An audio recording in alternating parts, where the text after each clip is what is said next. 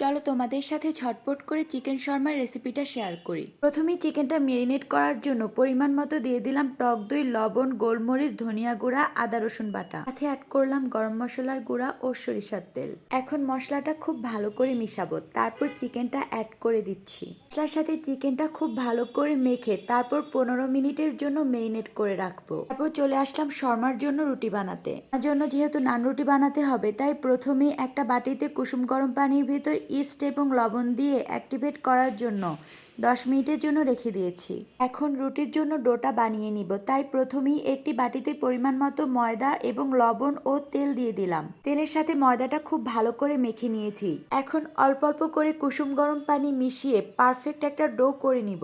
আমি এখানে সামান্য পরিমাণ টক দইও মিশিয়েছি। তোমরা চাইলে মিষ্টি দই অথবা ডিমও দিতে পারো। রুটি ডোটা খুব বেশি শক্ত হবে না, আবার খুব বেশি নরমও হবে না। খুব বেশি ময়ান দেওয়ারও প্রয়োজন নেই। এই তো আমার রুটির জন্য ডোটা হয়ে গেছে। এখন আমি ডোয়ের উপর সামান্য তেল দিয়ে রেস্টে রেখে দিব 2 ঘন্টার জন্য।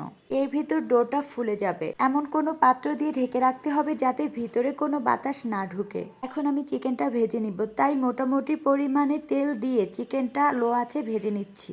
চিকেনের 2 পাশ উল্টে পাল্টে পোড়া পোড়া করে লো আঁচে ভেজে নিচ্ছি। আমি চিকেনের উপর দিয়ে একটু মশলাও দিয়ে দিচ্ছি।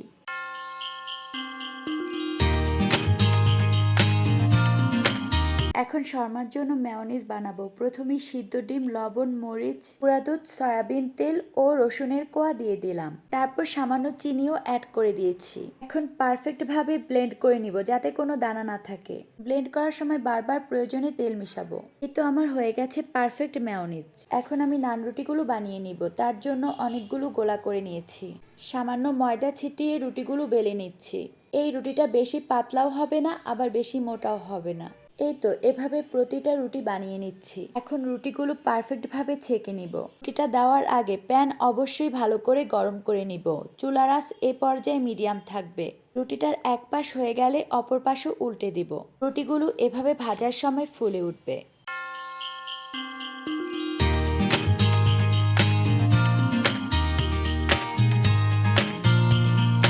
শর্মার জন্য এখানে আমি পাতাকপি কুচি, শসা কুচি, গাজর কুচি এবং ভাজা চিকেনটা স্লাইস করে কুচি করে নিয়েছি পাতলা করে। এখন শর্মাটা প্রসেস করার পালা। রুটির চারপাশ বাকি রেখে পুরো রুটিটায় এখন মেয়োনিজটা মেখে নিব। তারপর মাঝ বরাবর শসা, পাতাকপি, গাজর ও চিকেন দিয়ে দিচ্ছি। তারপর আবারও কিছুটা মেয়োনিজ এবং টমেটো সস দিয়ে দিব।